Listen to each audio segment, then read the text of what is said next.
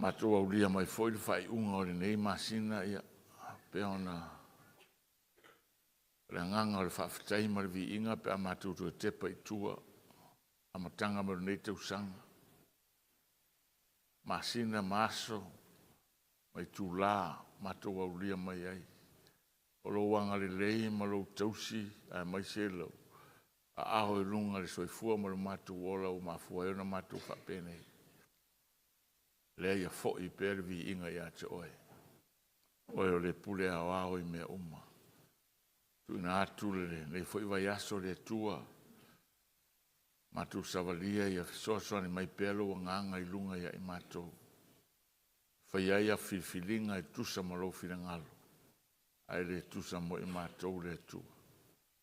E pelo o au tausi i lunga ia i matou uma le tua. Ina ia maua i pele file mo ai.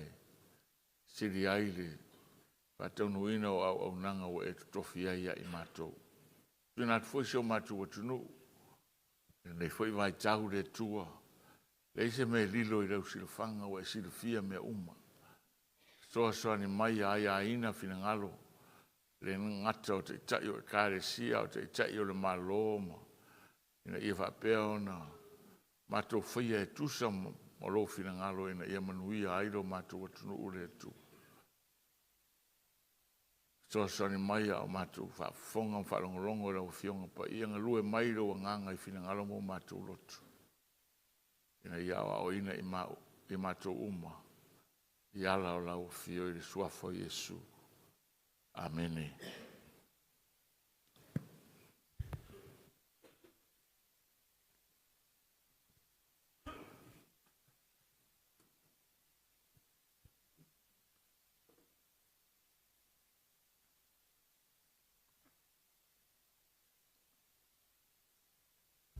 Lo tu sile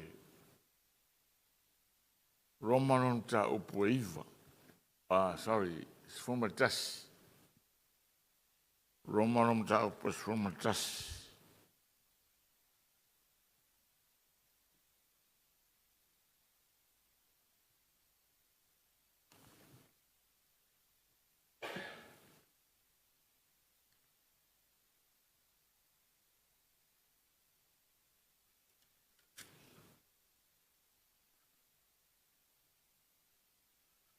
Pai tau ina le upu e rua sfuma le lima. Angata le upu e toru sfuma le ono.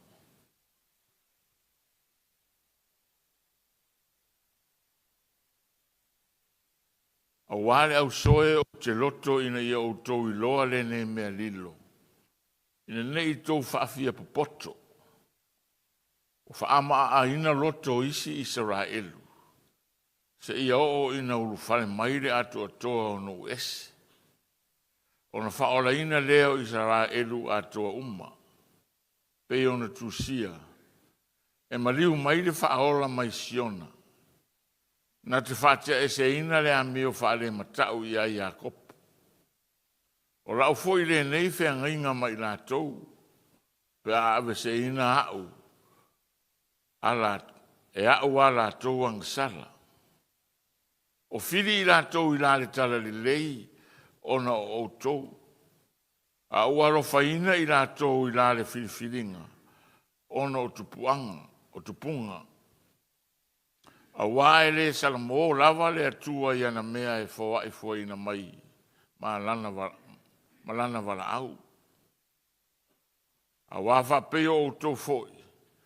Sa o tou le whaalongo ana mua i le atua, a ole nei, wa alo faina o tou, ona ua la tou le whaalongo. E whapea foi la tou wa la tou le whaalongo i nei ona pō.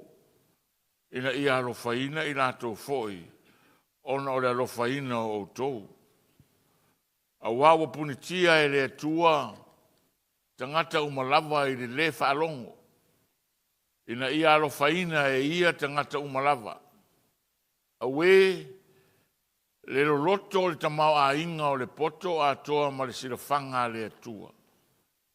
E le masu e ina na whaamasinonga. E le mawhai foi o na iloa o na ala. A wai ea se ua iloa le finangalo o le ali. O ai foi se ua pulenga whaatasi mai ia. O ai se na mua ia watua ni mea ia te ia. E tau ia mai ai ia te ia. A wā ua fua mai ia te ia, ma ua whaia e ia, e ua tfo ia te ia mea uma. Ina ia te ia le vi inga e whaavau lava. Amene. Hallelujah. For I do not desire, brethren, that you should be ignorant of this mystery, lest you should be wise in your own opinion, that blindness in part has happened to Israel until the fullness of the Gentiles has come in. And so all Israel will be saved, as it is written, the deliverer will come out of Zion, and he will turn away ungodliness from Jacob. For this is my covenant with them, when I take away their sins. Concerning the gospel, they are enemies for your sake. But concerning the election, they are beloved for the sake of the fathers. For the gifts and the calling of God are irrevocable. For as you were once disobedient to God, yet have now obtained mercy through their disobedience, even so these also have now been disobedient, that through the mercy shown you, they also may obtain mercy. For God has committed them all to disobedience, that he might have mercy on all. All the depths of the riches, both of the wisdom and knowledge of God, how unsearchable are his judgments, and his ways past finding out. For who has known the mind of the Lord, or who has become his counselor, or who has first given to him, and it shall be repaid to him? For of him and through him, and to him are all things, to whom be glory forever. Amen. Hallelujah. Whaurutalaina le matua, po le matua e nei a sa, e whaapea, ua fua mai a te ia, ma ua whaia e ia, e ua tufo i a te ia mea uma. Amen. For of him and through him are all things. Peona tātou tala noa ai le sātaru ai. E le ai se si atua e tawhatafa o Jehova o au le atua o Israel. Ai sea, a wana o ia lava le atua. Amene. Na o ia le atua o loo iai. O ia na whaia le langi ma le lalolangi e peo le salamo le asa whaita watu e sarona. Le lalolangi ma mea o tumuai o a Jehova ia. Amene. Me uma o me a Jehova. O ia o le atua malos. O le atua pa ia o Israelu. O ia o le laveai o nuu maatu nuu uma. Amene. Mai leo le Isaia lo mata upo e fasulu ma le lima. Lo na fai upo e luas fulu ma le lua ma le luas fulu ma le tolu. Le riu maia i a te au tau te o la ai. O tautulu inga uma o le lalolangi a wā o le atua e le ai lava se tasi. O tautō i a te au lava. O mwai atu le upu lo ngutu e whaamaoni e le to e fo i mai lava. E toa tuli mai a te au o tuli vai uma lava e tautō mai lau whaiva uma lava. Amene. Rale winga o ia upu. Pa mai le atua, wa o tautō, e ifo uma le lalolangi i a te au. Pa mai watu le upu lea mai lo ngutu. So sesi e teritonu mawhia tāpua i a te au. E ifo uma tuli vai. E le aises, po le tupu, po le tamahali'i, po le whaife au, po o ato finga mawalulunga le lalolangi nei, ua tautore atua, O e o mai a te au, e ao na ifo uma turi vai i a te au. O au o le tua siri esi. E le ai sesi e tua e peo au. Amene. O le ta ua o mea ia. Ina ia e sina fia ma e iloa. Ia whainga e o lo whapeona ngā lue ai le tua. Mai le amatanga e o le ngā taanga. Peo na tātou whaafonga whaalongolongo e reiri liu. E reiri liu mai le vavau e o le whaavavau. O na ala le whenga inga tuai, o ala fo i lea le whenga inga fou. O ala na amata ai, o ala fo i e sa vavali eira u whatua tua i le vai taura nei. And that's how God operates. E whapenane ngā lue le tua le larolangi le nei. E le ngā lue le tua e wharatau i a te oe. E le ngā lue le tua e wharatau i a te au. E le ngā lue le tua e wharatau i mea tu tupu le larolangi. Le ngā lue ale tua e wharatau i a te ia. God operates according to himself. How he thinks, how he sees, hallelujah, how he envisions things in life. Ele whaia le tua se me e wharatau i a oe. E whaia le tua me e wharatau i a te ia manana tō whama mao i mea na i a whaia le laurangi nei.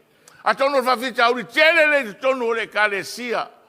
Ono le tele o tātou te i ei le foi le whaiama le tua. I le langona foi le ia whapeona manatu mai le tua i a te oe.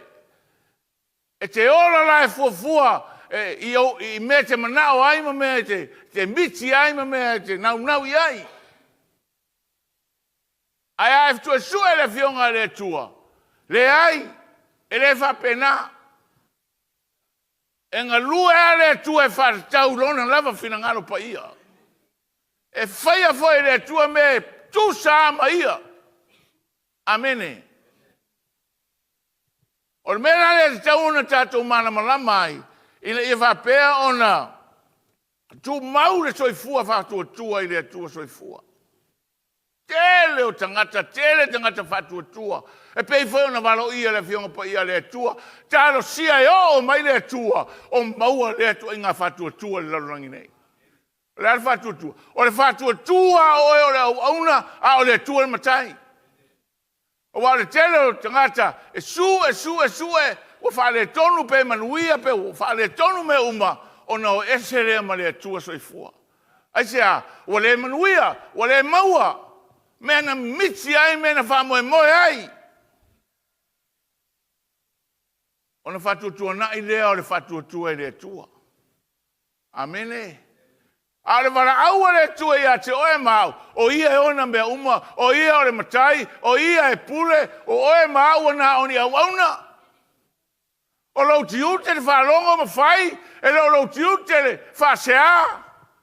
E lau tiute le whasiringia o le tua mana mea whai. Amene. O le tiute oe mau, na whalongo a ma whai. O na manuia le i manuia o le langi. Hallelujah. O i lea e vavai eile e senga o tangata uma whatua tua. Pea na whai maire tala tuspa ia, tala Solomona, a wae sa o lava tangata e iona manatu. A le tā ua na o lo whai tauma lo su e maro mana malama le fionga pa ia le tua. A wa manatu ia le tua. O noti ia le tua pe o tā ua stasi o whai la unga. Amene. A e fia i lor fina ngalo le tua paulea. E te le maua le ngveske. Ke le maua se whale haonga. Ke le maua se sia mea. Ke maua le fina ngalo le tua le fionga pa ia le tua. Ai mai se le musunga le anga pa ia ia te oe. Hallelujah. Hallelujah. O mera na e tauon tatou mana mai. O no lo tatou wola nei se la rolangi whainga tā. Ai mai se le nei vai tau.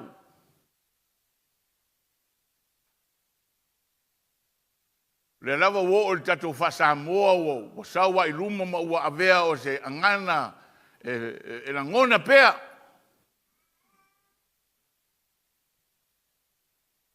Sui a whainga. Ai tu mau wha vai. Amene. O le atua la, tu mau wha vai, tu mau whainga.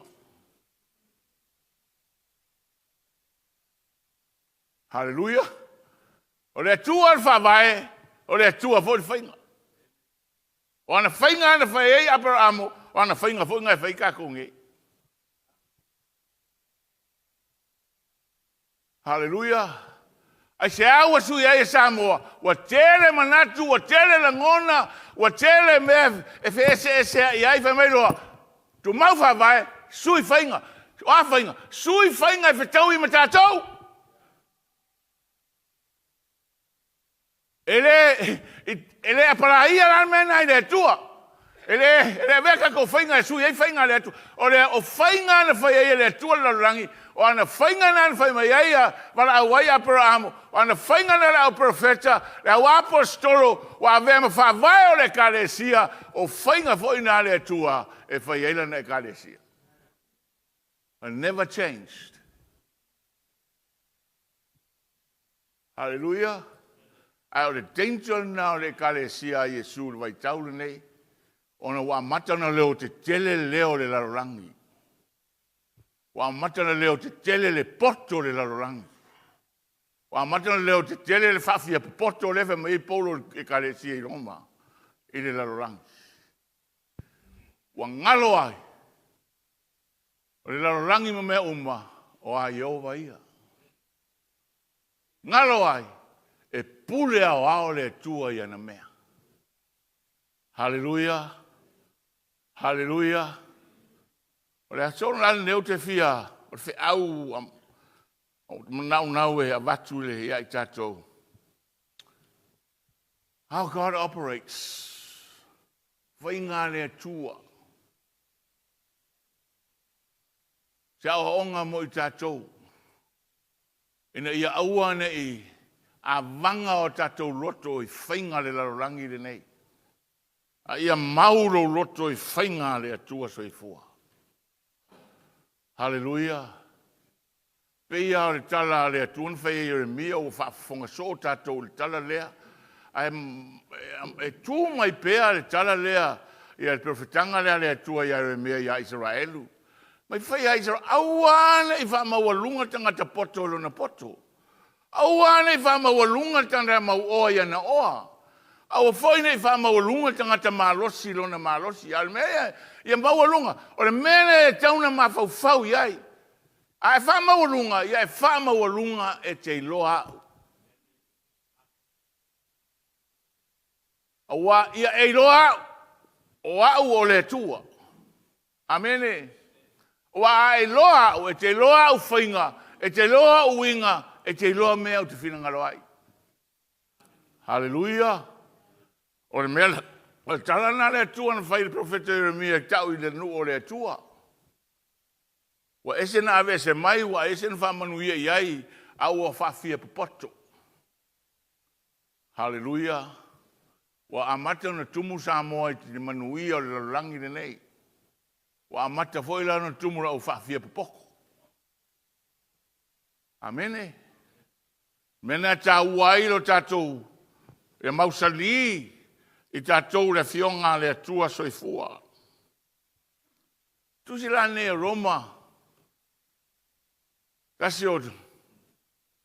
Tusi taua I tonu le fionga le atua. Ona o.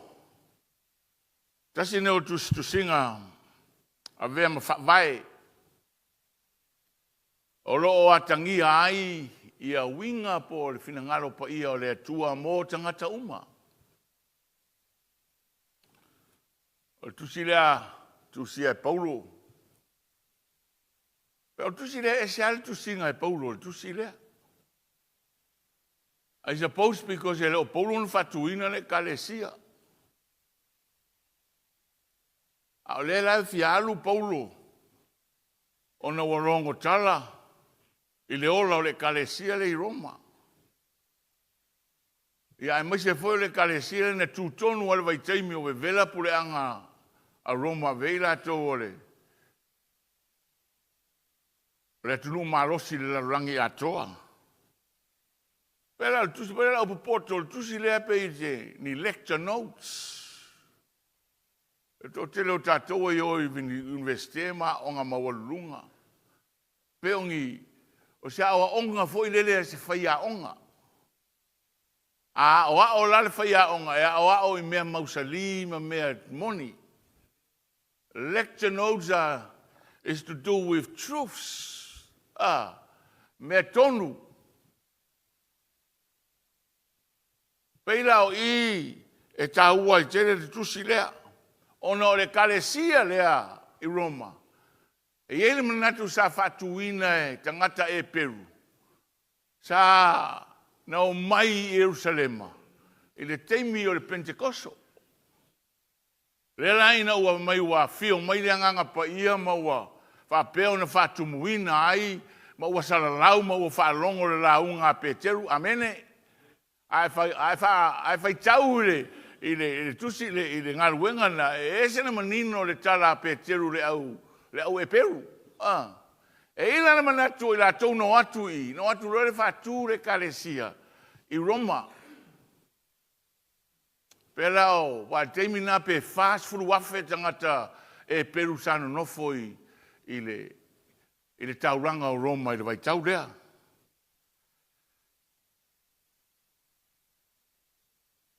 So o le kalesia la sa fau i tangata e Peru. Ai sa fau tangata fo i o tari tonu ia Yesu.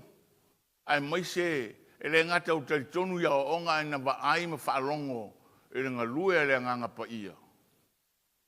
No e lore whaatu le kalesia le. Ta uala le kalesia Yesu.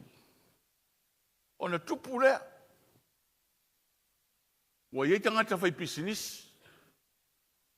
Wa iei tangata Pole o e Peru e wha mea lo whaina le atua i le poto, mawhau whau. We grew and filled with merchants and traders.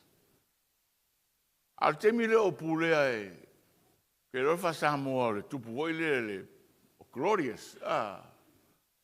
Ia po kolotia ke no kamaloa. Kamaloa nai le fia ia Israelu, le anti-Jewish. Ngo foron marka maroa wa tutuli e se umaka e pelu.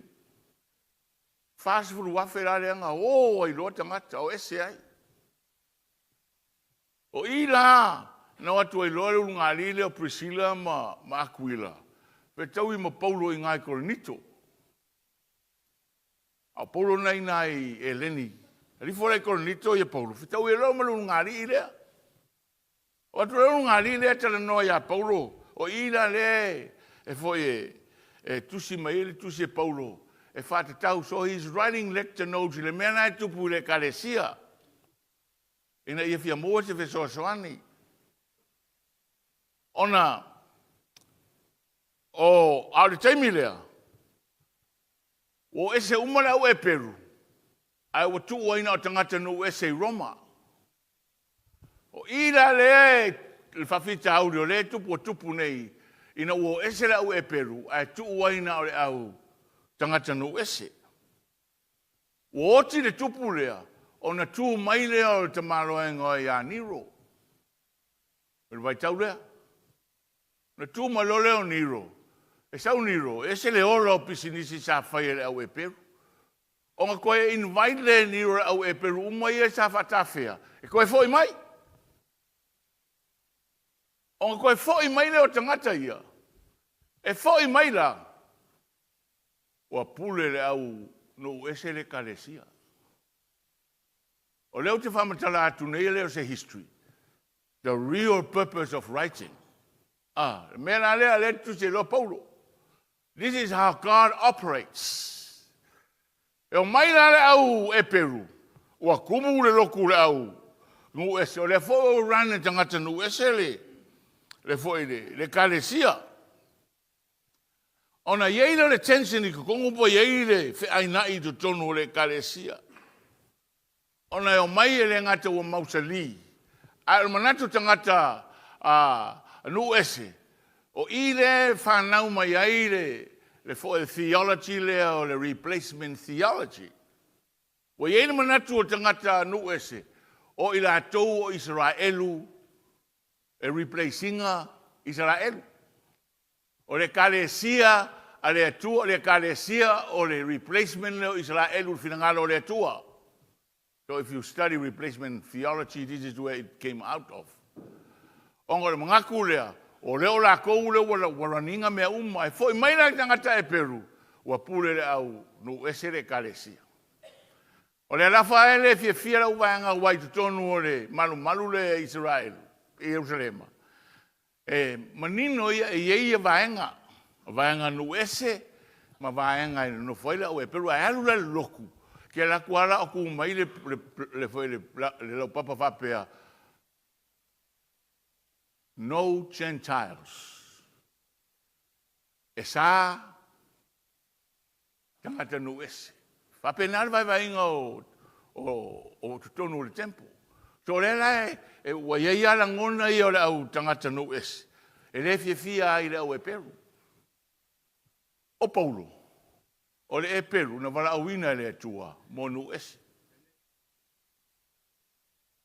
How God operates. Kasi ale kalesia. Ai, wala au le atua saunia le atua tangata. E feso soani e fo ilfa fitauts. Hence, the writing la le Paulo. Le la o kusi ngai Paulo i le kalesia. E whaka kau de mele kupu. Amene. Le la o kusi ngai e whaka kau de mele kupu. Amene. Sua la ma o tato fai upuna e fo lua sulima le sa tato fai tau e nei. Hallelujah. O wale au soe o te loto ina iau tau i lole nei mea lilo. O le ane mea lilo. Ina nei tau whaafia popoto. O whaama a ina loto isi Israelu. Si ia o ina ulu whale maire ato toa no ese. O le mea lilo lena o le atua lena te iloa. Amene. For I do not desire, brethren, that you should be ignorant of this mystery, lest you should be wise in your own opinion, that blindness in part has happened to Israel until the fullness of the Gentiles come in.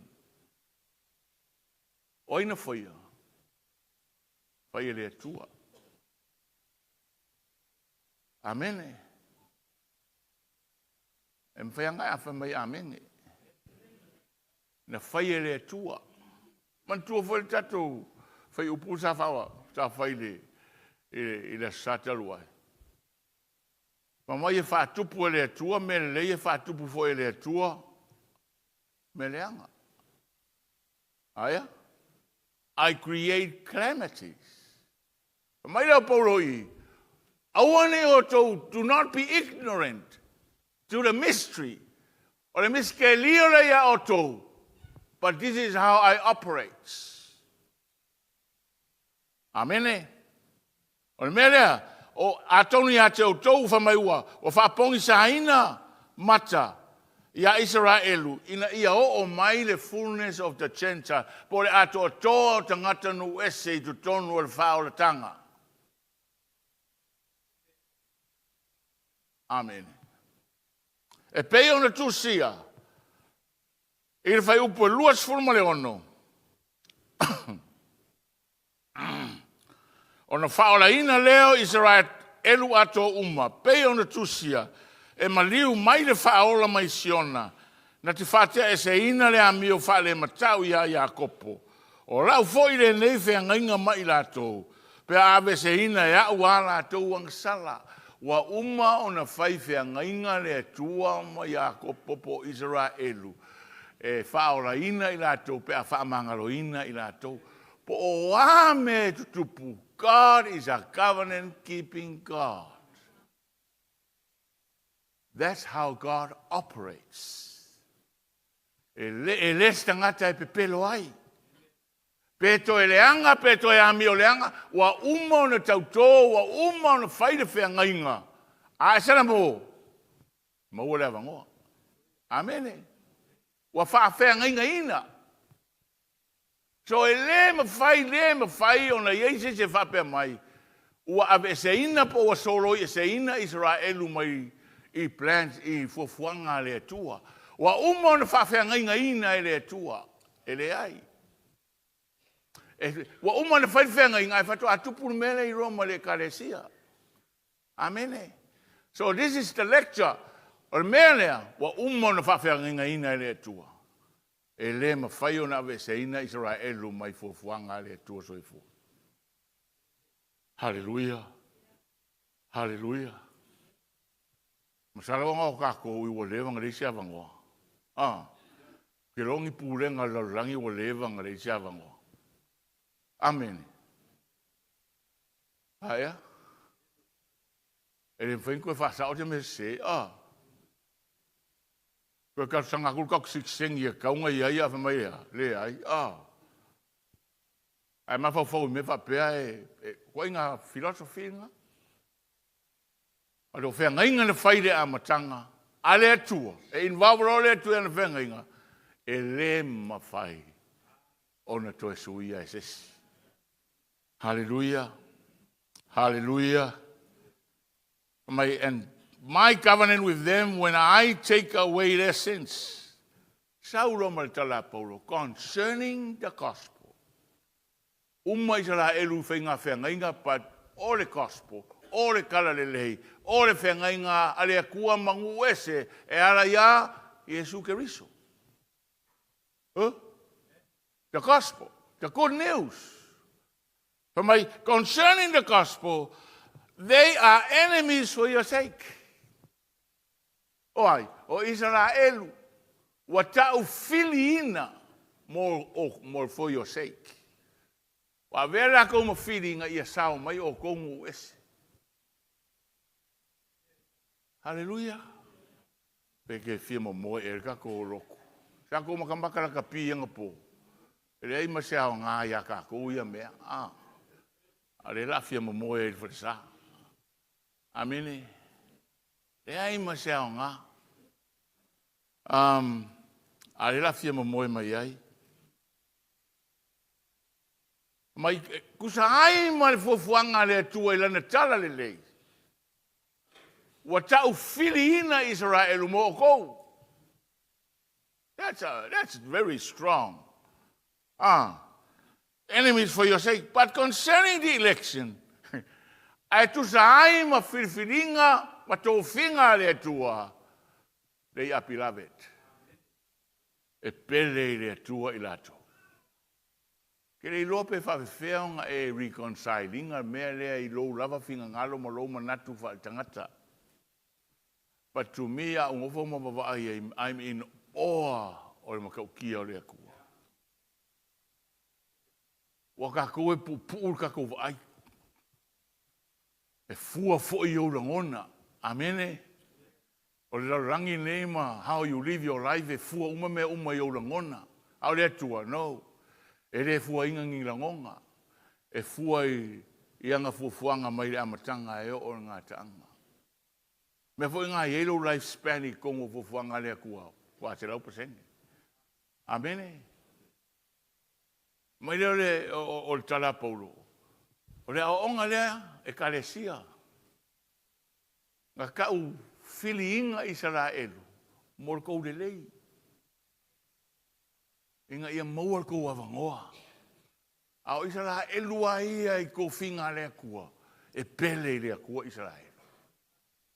They are beloved. Hallelujah. Wonderful. I mean, it's mind-boggling for ele makaukia ole kore ki ova mai ole alofa, ole atua, ole alofa lava ia. E ngaka rarka ko mamana mai le alofa o la ngona te atut whaalia le upulea, but le alofa le akua is not really feelings. It's how he has managed and how he has built things in his mercy and his grace. Hallelujah. So my Lord, my for the gifts and the calling of God are irrevocable. O mea lofa ma le wala aua le atua. E le ma whai ona to e avesea. Wa i e se a whai ngā le akua ma whai ngā le ngila ro langi. E ti throne oe. E ave ese ro ngā makai. E ave ese ro kofi whai whi au. Au le akua. E re ai. Amene. If I pay my if I pay my pastor, if I fair discipline, that's okay. If that's or mengang fayai discipline, that's okay. Au le tua mananga silsila. Ako fialo o if I e ke o kia ma me alofa. Re sau le aku ko ave ese me alofa ya. Pau le me ke le ko maua. E le ko maua le anointing ale akua. I lunga ya ke oe. Are you getting what I'm saying? If you walk away, if you fall, e peila o tavita. Pa ua kavika, kakalo kavika le akua. Awani ave sea lo nganga. Amene. Do not take your spirit away from me. Ngati frone le akua ia kavika le ai. Yoki kavika o kupu. Amene. Amene. Ai manga ia kala le swai fe au. Nga amaka te se ar ka ngaka mai le amaka. Folo le tua yoki. Ele yoki. Nga ola. Au avembe senga o se au onga. Ia fa sa o ile oranga risi ia so koe. E se manga ia le filosofia. Amene. O lo pa ma lo fale kong. Ina iawa o ina ai oe. Mo le ora ina o lo soifua e le vama Iesu Keriso. Amene. E makau kia la leo le kua. O ame alofa wa vaku e le kua ia o e le mwhaing sau koe aves. Hallelujah. Irrevocable. Ai ale o rangange. Ia. Pa i oe whama sinonga. Ngai ki poko. Kol sifuru. Hallelujah.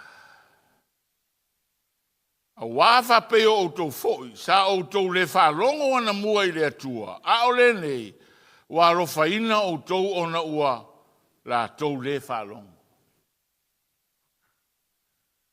Wow. Aya.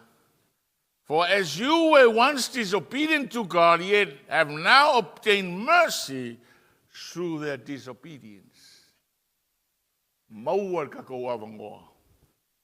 Ongo le leus kai o Israel. Through their disobedience, we obtain mercy. Kale isi avangoa mo kako. Hallelujah. We obtain mercy.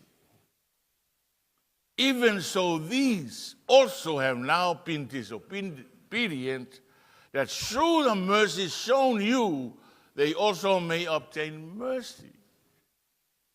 Sa kou leuskai. Amene. Sa leuskai ka kou.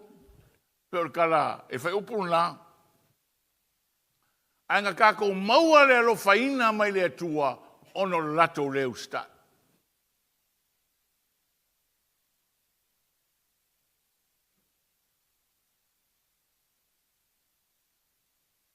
O lea la.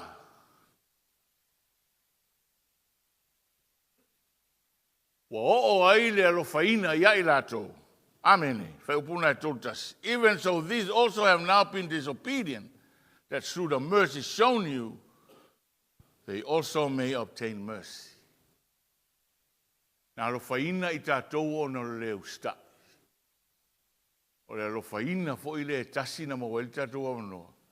Leo alofaina i Israel, mai lo lato leo sta.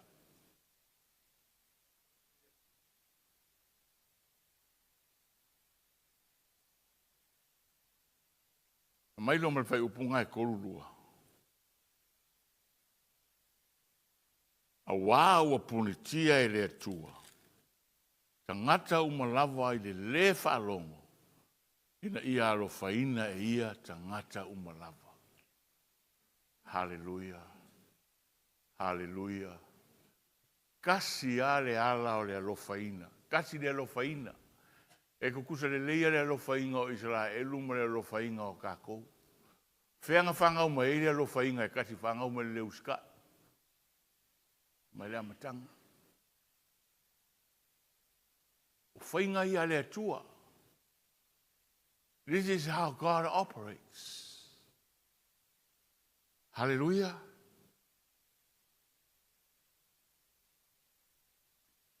Mai inga ia maua le alofaina mo tangata malawa. For God has committed them all to disobedience that he might have mercy on all. A wāwanga sala tangata ma ua le au waida vi inga i le tua. Both Jews and Gentiles, we are all on the same boat. Hallelujah. Inga ngā le lekta Paulo, i le maka upu le iwa e kau disfulkas o Roma. Leu e vesi le kalesia. There's tension inside. Le fia le au ngu ese. Le fia le au e peru. Fa mai ngu ese, o i mākou o le wa replacinga o kou whaolkanga i le kua. Amene, a lewe mai Paulo le ai. Kasi ale au wala mo o kou uma. Ngō kou maua le alofaina mai le tua. Honor you all who have disobeyed God. Hallelujah. That's how God operates. Hallelujah. Le lewe mai roa Paulo. Kōsu kōru. Ok. I le maualalo. Welo lo loto le tamau a inga o le poto. A toa ma le sila whanga le atua. E le masue ina na whamasinonga. E le mawhaifoi o nei loa o na ala. Wa o ai ea se wa i loa le finangalo le alii. Po ai foi se wa pulenga whatasi maia. Po ai se wa mua ia watua ni mea ia te ia. Ai tau ia mai ai ia te ia.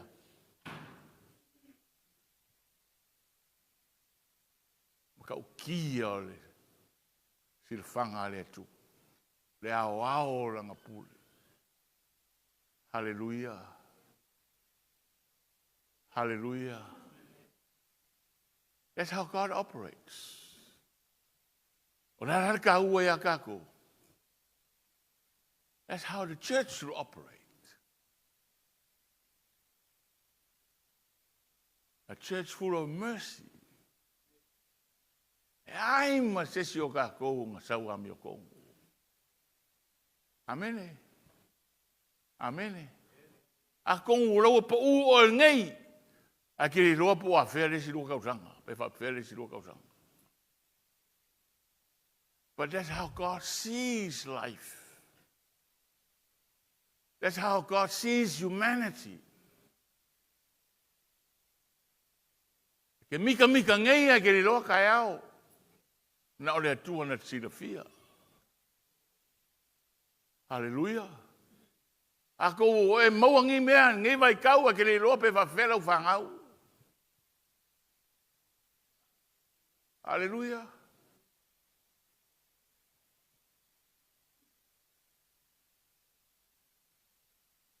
Ai se awa onga o le launga lea. O le lui kai, o le lui tau ia tau. Papea ngā lue le atua. E ngā lue longa sisiri ese malonga poto malonga tamau a inga. Mo le lei o le larolangi leanga. O le kalesia, o tangata wawai ese. Pa whea ngā lue ina le kalesia, the same ways. Peo ngā lue mai le atua i tato. Hallelujah. A kongo i fo i e onga ai le mea lea o le patumuina le anganga pa ia o le atua. Awang kako whangangau leanga sala, kako wa mio leanga, kako maima, kako personalities, kako attitudes, amene. E kukusa mai kako, ako ngwe ese ale, le whakingo inga, ma le reflection, le aso, ma le teimi. A mea moni e te tau, e mo o mia le whasuia inga, something totally new, and something totally godly. Amen. And that's where God operates in a way. Na lue mai rona nganga ia te oe mao. Ina i wapeona o la ina lo soi fua whaale nganga i ala o le atua. Amene. Amene. O la ina le soi fua ma le ola whaale nganga i ala o le atua. Pia ona, ave profetanga ia Isaia. O wala ele pe o wala. O manatu ele pe o to manatu. Sao le lei. Tato manatu apa uro le se avanoa. They are condemned forever. Huh? Ale anga ka mikiki e fasi feku pero langa ka kuola mai ai. You don't see any more. Ke le ko iloa aku se le lei. O pungi kia lau wa ai lo wika wa le ko iloa aku se le lei lumaku.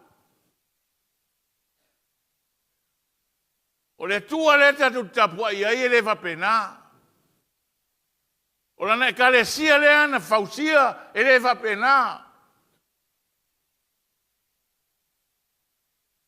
E iai mea le lei tu tonu o mea leanga. Pe a whapea ona, to loto le to wha, lo loto la uwa ai, i le tua marona fina ngalo. E ki o mai paulo oia we le lo loto. Amene. Mana matau tia o au wha masinonga. Hallelujah. Hallelujah.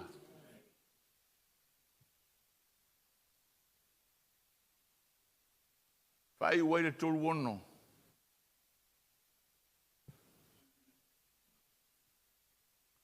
A wawa fua mai a te ia, ma wa whaia e ia, i ua tufo i mea umai a te. E a te ia le vi inga e whawa vau lava, amene. Amazing, Mai a te ia, mea uma, ko e fo i mea uma i le tua. Pe fea e va pe kuul mea ngai luma ke va ai e aso uma. Ke va ai e aso uma mea uma mai ai ova ro langa e kaunga i ai ova e ko hi u mea uma i ai ova. Hallelujah. Ke loa ke lea i o te sosoangi whale nganga i aoe. Amen. But that's how God operates. He operates according to himself, not according to you and me. He operates according to his holiness, according to his righteousness. Po le ale sao i o manatu, po le ale tonu i lo lotu. Ale tu sai ma le finangalo le tu, ale tu sai ma le tu spaia. Se umo kako mga. Hallelujah. So rea o onga na mo tatou. Le o fofongia ma le sisiri ese o le atua le tatou le tapua i ai. E whapena foi lona ngā lue mai i aso uma. Ia i tatou rana i kālesia. E le ai ai se amanoa. E pei o na tupu le kālesia le i Roma. E whi aina i e tusi lima. Ia tatou loa e tu tusa uma i tatou. Pe e peru pe nuese po feo mai ai e tu tusa uma le sila whanga le atua. They all were disobedient. Tasi le awala by the mercies of God. Ape na tatou. Tatou ainga le kāre sia mai e o whaafonga whaalongolongo mai. Amene. O le alofangia, ma le alofaina I le atua. Le awala mo tātou lana ekalesia. Lofa le atua whamanuia whesosoani mai. Finangalo mo tātou loto le nei asi. Hallelujah. Atu tulu.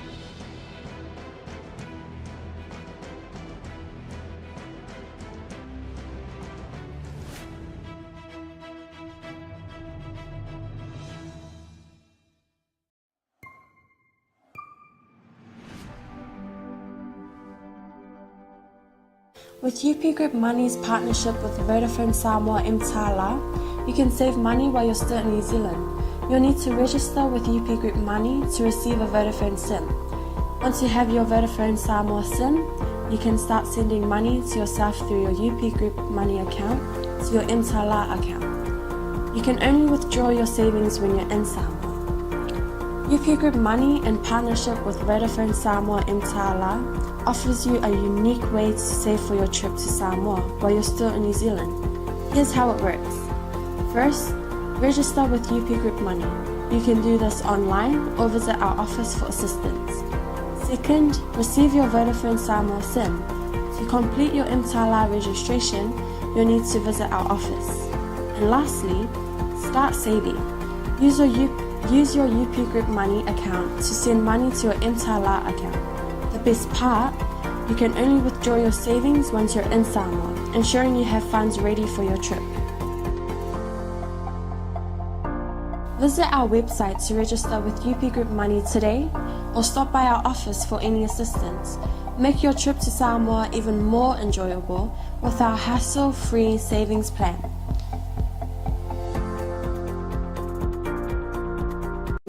Oh, I'm just heading out to find a place to send money to my uncle in Samoa. Oh, why waste time and petrol? You can use UP Group Money. You can send money to Samoa and it's really fast. Really? Yeah. Can I sign up online? Yeah, it's really simple. Sweet, I'll do it now. Okay, bye. Bye. Sending money to your loved ones in Samoa has never been easier with the UP Group Money Transfer. Our service allows you to transfer money quickly and securely from the comfort of your home or anywhere in New Zealand. Your family and friends can conveniently pick up the money from over 40 villages across Upolu and 𝚟𝚑𝚍. No matter where they are, we've got you covered. Our user-friendly online platform makes sending money a breeze. Just visit www.upgroupmoney.com. Sign up and start sending money in minutes. We're here to help. If you have any questions or need assistance with signing up or sending money, please don't hesitate to contact our friendly support team at 09558-2896 or 0800-877-328, or visit us in the office at 6/22 Station Road, Ōtahuhu, Auckland 1062. Experience the ease and reliability of UP Group Money Transfer today. Your family and friends in Samoa are just a few clicks away from receiving your support. Visit www.upgroupmoney.com now.